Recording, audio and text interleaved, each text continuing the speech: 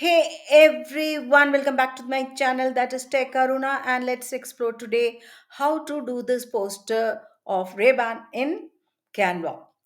So without wasting time, let's go to Canva, open a blank template, and then add a rectangular frame, set it, and then duplicate it for 4 times, arrange them as shown in the picture, and then choose images with sunglasses.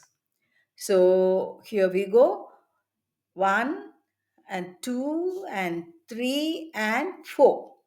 Now collect some sunglasses images and then remove the background. I need more of sunglasses, so I'm picking up some more, adding it here, grouping them together, and then I'm adding the text in style and also Ray-Ban. And that's it.